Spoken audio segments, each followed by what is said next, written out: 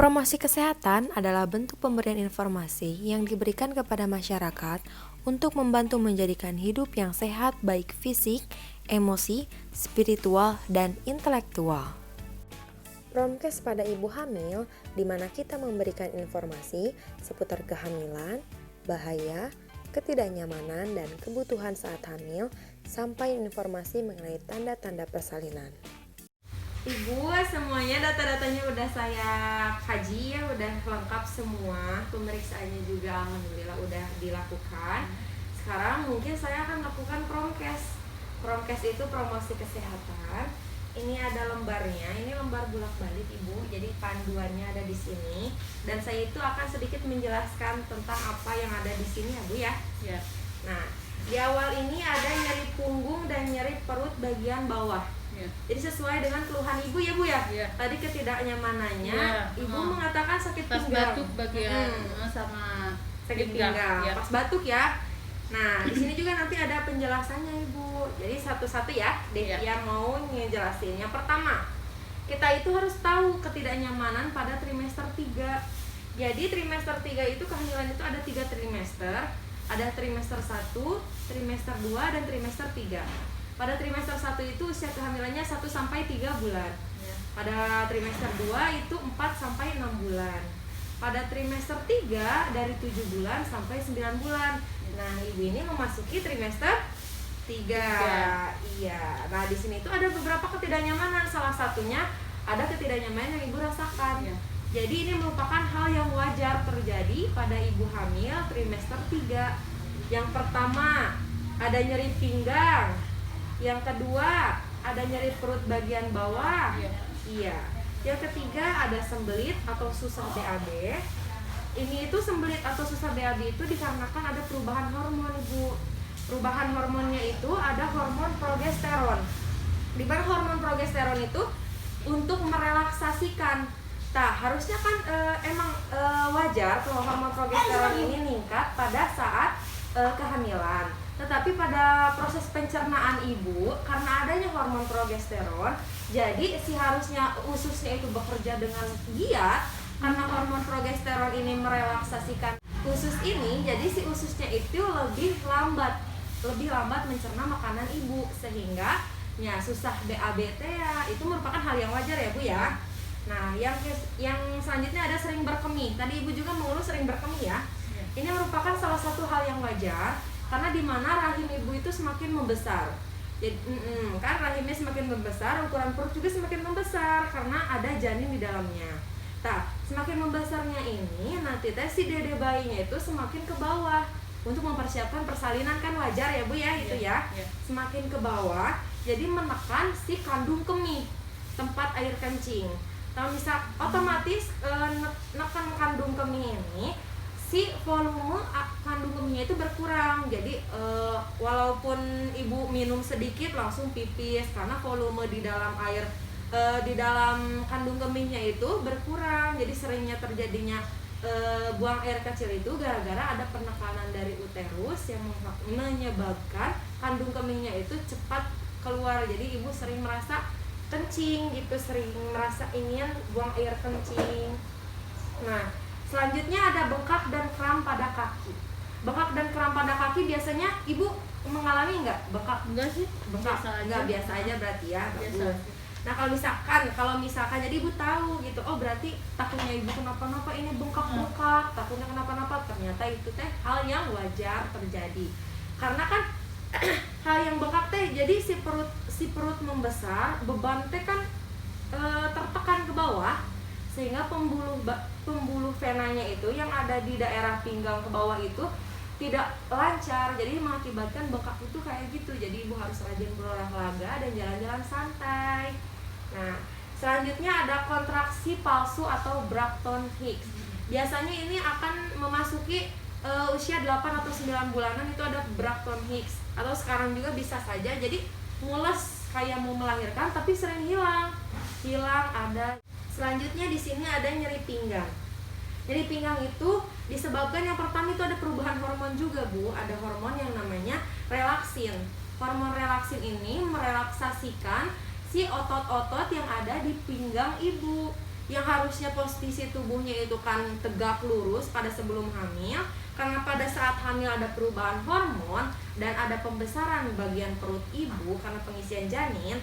Nah, itu otomatis si tulang punggungnya itu ke belakang.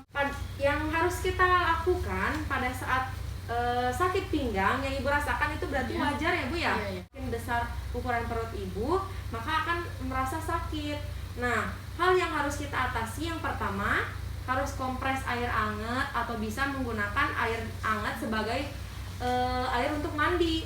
Jadi supaya merelaksasikan tubuh-tubuh kita supaya lebih rileks dan sakitnya itu bisa berkurang. Yang kedua, lakukan senam hamil. Nah, lakukan senam hamil nanti kita bahas di bagian terakhir ya Bu ya. Nah, di sini juga ada atur posisi tubuh. Atur posisi tubuh itu contohnya ibu duduk harus dengan sandaran supaya si postur tubuh itu tetap tegak, tidak lordosis atau ke belakang.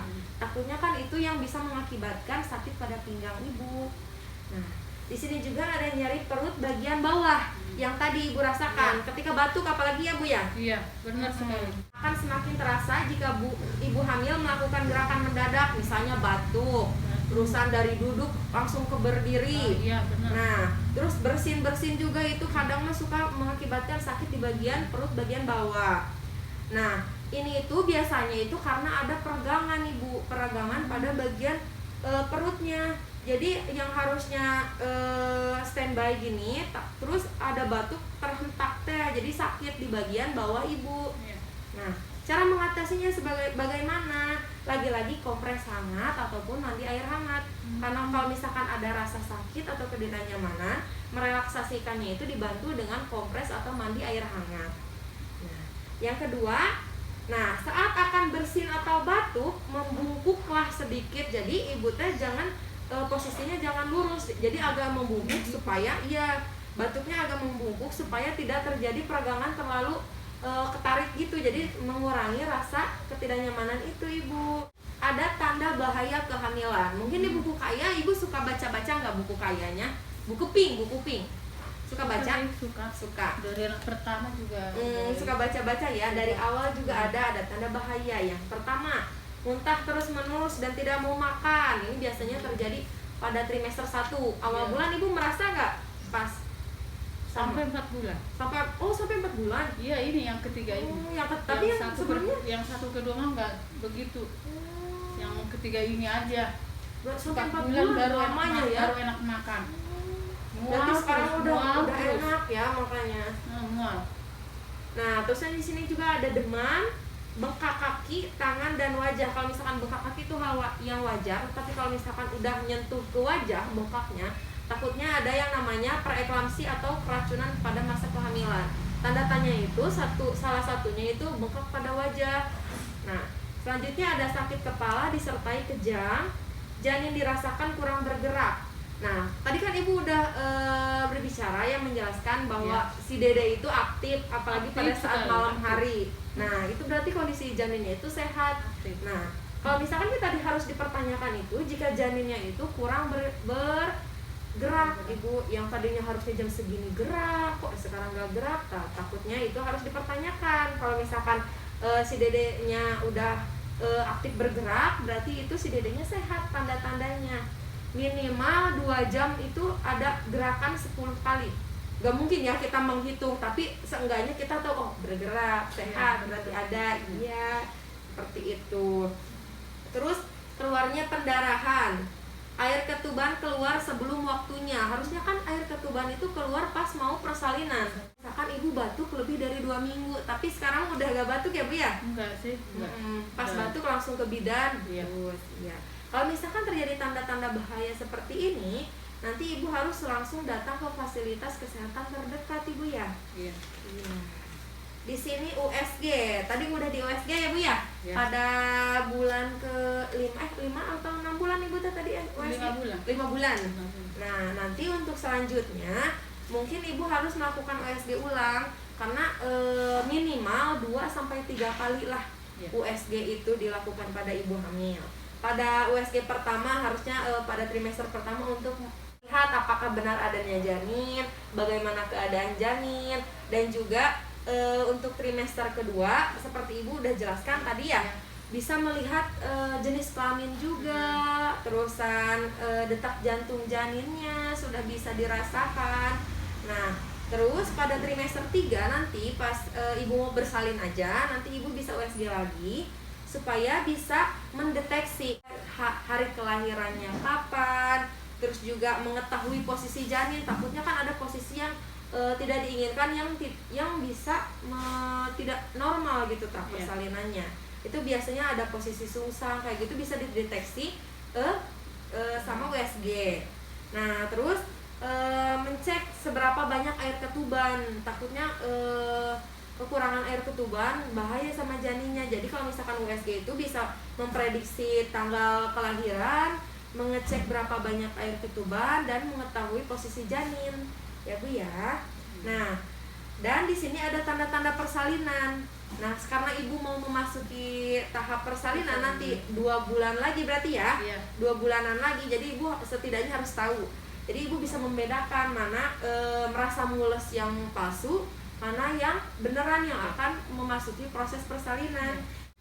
Contohnya yang pertama, perut terasa mules yang teratur, timbulnya semakin sering, semakin lama, dan semakin kuat. Itu merupakan salah satu tanda-tanda persalinan. Yang kedua, keluar lendir bercampur darah dari jalan lahir atau keluar cairan ketuban dari jalan lahir. Nah, di sini yang terakhir, ibu melakukan senam hamil enggak? Saat ini sih belum. Enggak ya? Enggak. Belum ada kelas hamil? Belum. Tapi harus tahu gitulah seenggaknya ya, banyak sekarang di YouTube. Nah, nanti ibu bisa searching tentang senam hamil. Untuk tujuannya itu yang pertama untuk mengurangi ketidaknyamanan, seperti tadi sakit pinggang bisa teratasi, terus sakit bagian bawah bisa teratasi. Selanjutnya ada membuat tidur lebih nyenyak. Terus juga ada membantu mengurangi stres dan membangkitkan suasana hati. Dan yang terakhir, menurunkan resiko komplikasi. Nah, nanti ibu bisa searching aja di YouTube, terusan bisa mempraktekkan sendiri di rumah. Takutnya kan pada kondisi pandemi seperti ini jarang ada yang melakukan itu ya kelas ibu hamil.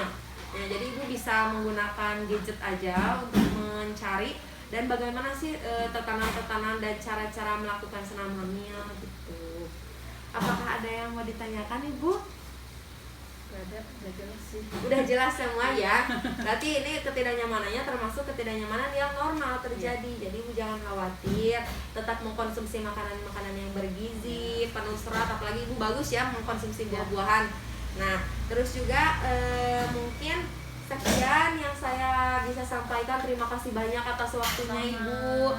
Terus juga udah bersedia menjadi klien saya. Ya, semoga ibu dan dede bayinya itu sehat selalu, dilancarkan pada saat proses persalinan ya Bu ya. Salam sama bapaknya, sama si dede ya. Makasih ibu. Sama-sama.